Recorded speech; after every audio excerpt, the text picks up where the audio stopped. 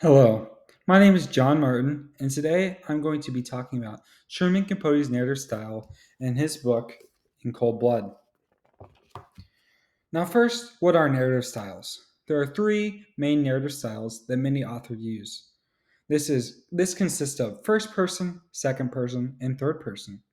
If you do not know, first person consists of words like I, we, me, my, and our. Second person is more instruction based, so it's you, your, and yours. Third person consists of she, he, they, them, and names of people. Now, what is my main point for this subject? Truman Capote effectively uses narrative choices such as third person, omniscient, and shifting perspectives to convey his theme idea to his audience throughout the story. This combination of perspectives allows Capote to create new styles of writing known as the nonfiction novel. So, first, we are going to talk about the use of third person omniscience in his novel. Where does third person take place? Most of Capote's book, In Cold Blood, is written in the third person omniscient style. This includes the background and introduction of characters, the trial of the murders, and Dewey's experience of the executions.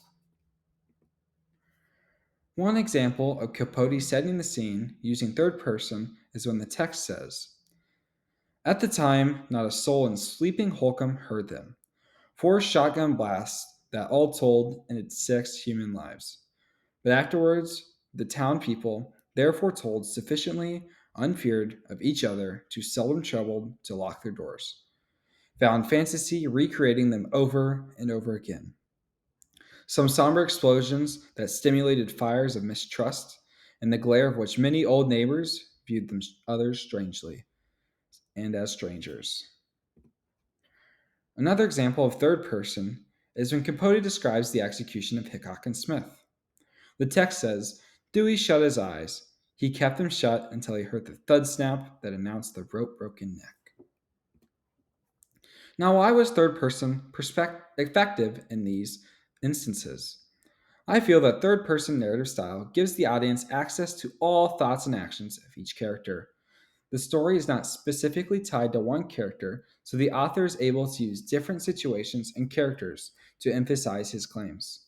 Larger thematic ideas are able to expand on them because the author can use experiences from a large group rather than just one individual.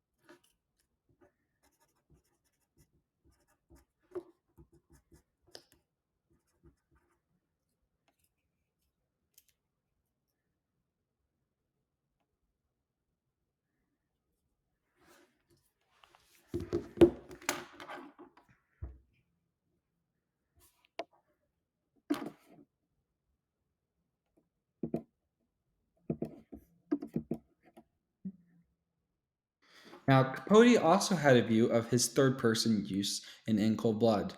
In an interview in 1966, Truman Capote said, "My feeling is that for nonfiction novel form to be entirely successful, the author should not appear in the work. Ideally, once the narrator does appear, he needs to appear throughout and all the way down the line, and that the I introduces when it really shouldn't. I think the single most difficult thing in my book, technically, was to write about it even without ever appearing myself, and yet at the same time create total credibility." So as we could see, Truman Capote notices and points out that he had to think about his narrative style for this book. There's also other analysis of Truman Capote's use of narrative style and how effective it was. Robert Langbaum said, Mr. Capote tells a mainly chronological narrative with himself as omniscient and invisible author. He might have enhanced the reportable quality and given a novelistic structure had he made the audience aware of his research. So, as we can see here, there are both flaws and good qualities to using this third person perspective. And there are many critics out there that say whether it's good or bad, but we can see here that there are both positives and negatives to using this third person structure. Next, we're going to look at first person and shifting perspectives in Cold Blood. Truman Capote utilizes first person narration in situations that include large amounts of personal thoughts, emotion, or in depth story developments. One very good example of this that is very in depth is Perry Smith's confession. In the text, we can see I told Dick to hold the flashlight, focus it, and then I aimed the gun. The room exploded. As we can see here, Capote utilizes the first person perspective and uses words like I to make the audience aware that it is in first person. Another example of this is the reaction to the results of the trial with Miss Meyer. I still feel bad about what happened. I never had much truck with Dick, but Perry and I got to know each other, real well. I shut myself in the kitchen to keep from having to see him. As we can see once again, the author repeats the word I to have the audience notice that it is again in first person. Why was this first person effective? First person allows the reader to get detailed and in depth understanding of the character's feelings and emotions. The audience feels that they are inside the character's head, which is different than second or third person perspective. This is an effective way to introduce thoughts and themes to the reader throughout these highly emotional situations. Shifting perspectives. The main section of the story in which the author uses shifting perspectives is the discovery of the murders. In this section, Capote includes 4 different reactions from around the community of Holcomb, Kansas. This includes Suzanne Kidwell and Nancy Ewalt, who found the bodies, Larry Hendricks, who is a local teacher and member of the community, Mert Clare and Mother Truitt, who gossiped at who might have committed the murders, and finally, Bobby Rupt, who is a family friend and very close to the Clutters.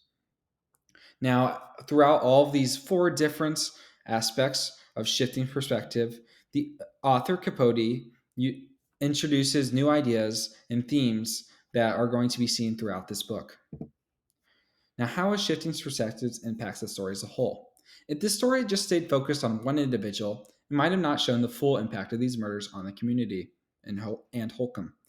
Because the reader was given multiple reactions to the murders, they were able to understand the full impact of the killings, more so than they had been just presented with one reaction. This repeated message to the audience includes themes such as fear, morality, and mental illness. Finally, we're going to look at how the use of third person, first person, and shifting perspectives all lead to the creation of the nonfiction novel. Because Capote's story is so unique in the way it was written, many individuals debate whether the story helps create the new genre known as nonfiction novels. Capote himself said, "It seemed to me that journalism, reportage, could be forced into yield a serious new art form, the nonfiction novel." So this is where you can see that Capote's ego and seeing that he had created this new piece of work that was new and different from many other pieces at the same time. Others notice that by taking him at his word, we can both appreciate his achievement and see his limits. For its best effects are novelistic and fall short where it is not novelistic enough. So other critics and experts noticed that Capote made several different techniques and changes to general forms of narrative writing at this time, and they can see how he would be perceived as creating the nonfiction novel. But there are some limits to that creation and some downfalls of using this new journalistic approach. And then we see some that just critique it and do not see the value in this type of writing. Capote rewords court transcripts, police interviews, and other official pieces of evidence in investigation of the Clutter murders, such as the Perry Smith receives prior to his arrest. So, as we can see here, other experts discount and disprove that this creation uh, should not be able to be accredited to Capote for creating this new genre, such as the new journalism or nonfiction novel. But I feel that the objections to Capote's creation's nonfiction text, although there are some, his use of literary concepts to tell the true story fits Capote's description of the new journalism and nonfiction novel.